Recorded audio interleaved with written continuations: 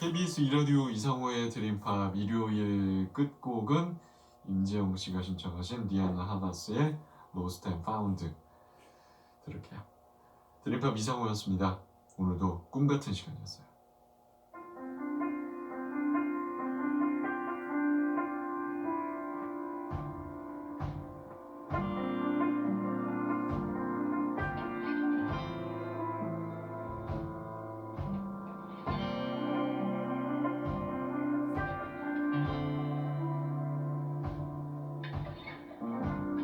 Come upstairs and I'll show you where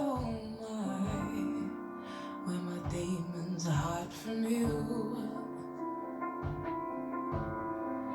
Just look at who I have become. I'm so ashamed you were the one that made me feel the way I do.